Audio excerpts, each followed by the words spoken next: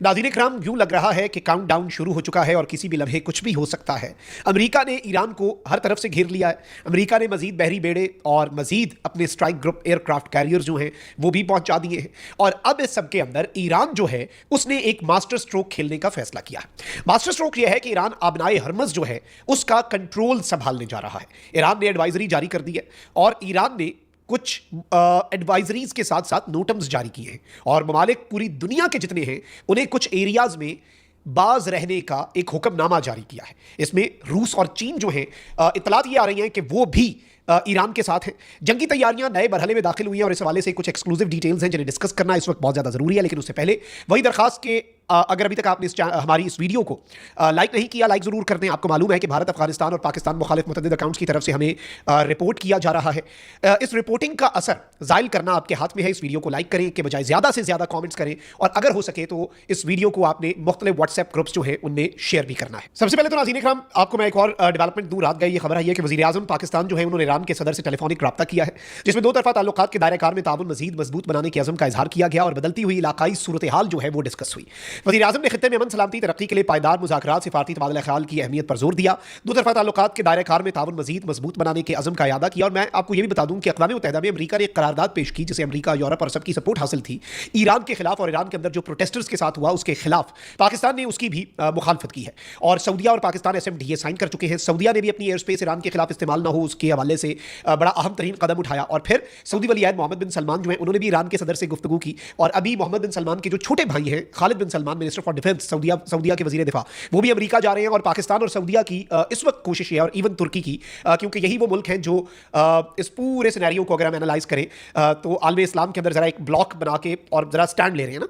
तो पाकिस्तान, तुर्की और सऊदिया की इस वक्त ये कोशिश है कि ये जंग टले और ईरान के ऊपर स्ट्राइक जो है वो ना हो। अलबत्ता वहीं दूसरी जानिब जो ईरान है उसके ऊपर प्रेशर बढ़ता जा रहा है। और अब ईरान की जो IRGC है, इस्लामिक रेवोल्यूशनरी गार्ड कोर, सिपाही पासदारान इनकलाब, यूरोप ने IRGC को दहशतगर्द डेजिग्नेट कर दिया है। ईरान के अंदर ये फौज है, ईरान इसे अपनी फौज कहता है, ईरान इन्हें अपना दिफा का जामिन समझता है, इनके जर्नैल हैं, इनकी एक हायरार्की है। लेकिन इसराइल का ये देरीना मुतालबा रहा है कि भाई इन्हें दहशतगर्द डिक्लेयर किया जाए, और IRGC को अब यूरोप ने दहशतगर्द डिक्लेयर कर दिया है। और ईरान की फौज ने इसका जवाब दिया है और उन्होंने कहा है कि यूरोप की तरफ से जो IRGC की डेजिग्नेशन है एज टेररिस्ट, ये इलॉजिकल है, इररिस्पॉन्सिबल है एंड स्पाइटफुल है। और ईरान ने इसकी बड़े ही दबे अल्फाज में मुखालफत की है। फिर इसके साथ ही साथ इस वक्त नाज़रीन इकराम बहुत से ममालिक ऐसे हैं जो इस जंग के हवाले से अपना किरदार अदा करने की कोशिश कर रहे हैं कि ये जंग टल जाए। इंटरेस्टिंगली इनमें से एक भी मुल्क कोई यूरोपियन मुल्क नहीं है। यूरोप जो है वो इस सब के अंदर अमेरिका के साथ खड़ा है, और अमेरिका जो है वो स्ट्राइक के ऑप्शंस के ऊपर गौर कर रहा है। स्ट्राइक के ऑप्शंस बड़े एक्सप्लोर किए जा रहे हैं और सिचुएशन जो है वो भी काफ़ी हद तक खराब हो सकती है। अब ईरान के वजीर खारजा जो हैं उन्होंने यूरोप को खबरदार किया है और इस सब के अंदर यूरोपीय यूनियन की जानिब से ईरान के पासदारान इनकलाब को दहशतगर्द तंजीम करार देने पर सख्त रद्द-ए-अमल आया है। और इसमें ईरानी वजीर खारजा अब्बास अरागची ने कहा है कि यूरोप ईरानी पासदारान इनकलाब को दहशतगर्द तंजीम करार देकर बहुत बड़ी स्ट्रेटेजिक गलती कर रहा है। ईरानी फौज ने कहा है कि यूरोपीय यूनियन का पासदारान इनकलाब को दहशतगर्द करार देने का फैसला जो है इस पर वो पछताएंगे। और बिलाशुबा अमेरिका और इसराइल की गैर इंसानी पॉलिसियों की ये अंधी ताबेदारी है, यानी अमेरिका और इसराइल की जो पॉलिसीज हैं उन पर ये इस वक्त काम कर रहे हैं। अच्छा, फिर वहीं दूसरी जानिब अब आते हैं असल चीज पर।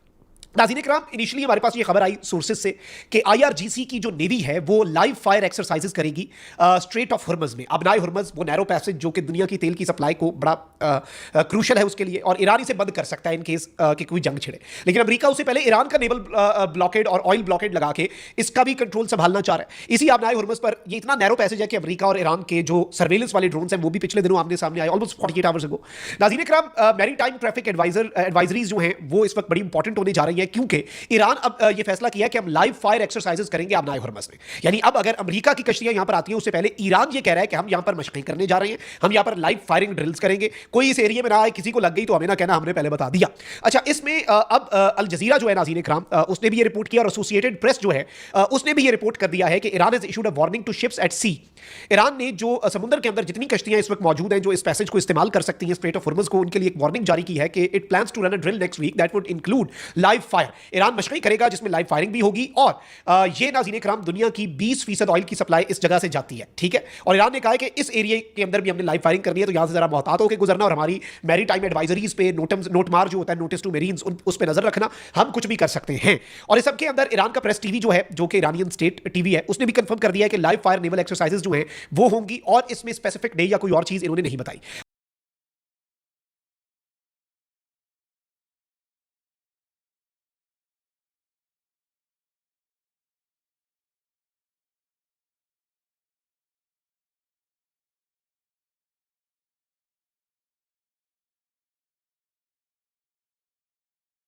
और शिप्स जो हैं उन्हें एक स्पेसिफिक रूट बताया जाएगा कि भाई आप नए उर्मज में ये वाला रूट आप ले लें, लेकिन बाकी जो है आपने इधर उधर सज्जे खबे नहीं होना। इसमें दो तीन चीजें हैं जिन्हें समझना है हमने। एक तो ये है कि इस वक्त ईरान किस तरह से चीजों को लेकर चल रहा है, ईरान की पॉलिसी क्या है, ईरान का मामला क्या है, ईरान की सिचुएशन किस तरह की है, ईरान के साथ कौन कौन से मुल्क खड़े हो सकते हैं। एक तरफ तो इस रीजन के अंदर इंटरेस्टिंगली इवन यूएई और सऊदीया दोनों ने कह दिया हम नहीं भाई ऐसा बन रहे हैं, और अमेरिका को इसलिए अब अपना पूरा अब्राहम लिंकन और बाकी सब कुछ लाना पड़ा। मेरे रात वाले व्लॉग में आप देख सकते हैं, मैंने सारी डिटेल्स देने की कोशिश किया ताकि एक क्लियर पिक्चर मैं अपने व्यूअर्स के सामने रख सकूं। अब जो सूरत हाल है वो बड़ी तशवीशनाक है, क्योंकि ईरान भी कुछ सरप्राइजेस दे सकता है। इसमें रूस से, बेलारूस से और चीन से दर्जनों मिलिट्री कार्गो प्लेन्स जो है वो ईरान आए हैं, और इन कार्गो प्लेन्स के आने का मतलब जो है वो बड़ा इंपॉर्टेंट है। कार्गो प्लेन्स का आने का जो इस वक्त पूरा नैरेटिव और जो इस वक्त सिनेरियो बना हुआ है कार्गो प्लेन्स के हवाले से, उसमें ये थ्योरी आ रही है कि भाई कुछ ना कुछ तो है, कोई सरप्राइज इलेक्ट्रॉनिक वॉरफेयर जैमर्स जो अमेरिका के लिए शायद प्रॉब्लम क्रिएट करें। अब ईरानी बहरिया आने वाले दिनों में जो है यहाँ पर फौजी मशक़ें जो है वो कर सकती है, और इसमें अब ये रिपोर्ट्स आ रही है, तुर्किया उर्दू ने कहा है कि ईरानी बहरिया आने वाले दिनों में चीन और रूस के साथ बहरा ओमान और बहरे हिंद में फौजी मशक़ें कर सकते हैं। यानी ये फौजी मशक़ें जो हैं ये आगे बढ़ेंगी और सिर्फ स्ट्रेट ऑफ हॉर्मुज़ तक नहीं रहेंगी, ये इंडियन ओशन और गल्फ ऑफ ओमान जो है वहाँ पर, और अरेबियन सी वहां पर भी हो सकती हैं। और इसके अंदर ईरान शायद अकेला ना हो, बल्कि ईरान का साथ जो है वो कौन कौन दे, चीन और रूस। अब अगर ये जंगी मशकों का कहते हैं हर मुल्क का राइट है, वो अपना नोटमार जारी करे और वो जंगी मशक़ें करे, और मल्टीलेटरल एक्सरसाइजेज होती हैं, बायलेटरल भी होती हैं, दो मुल्क मिलकर भी करते हैं, तीन भी करते हैं। तो ये एक शो ऑफ स्ट्रेंथ भी हो सकता है, और ये एक बड़ा मूव भी हो सकता है इस पूरे सिनेरियो के अंदर। लेट्स सी चीजें किस तरफ को जाती हैं, लेकिन ये एक अहम तरीन डेवलपमेंट थी जो आपके सामने रखना बहुत ज्यादा जरूरी थी। अपना बहुत ख्याल रखें। अल्लाह निगहबान पाकिस्तान।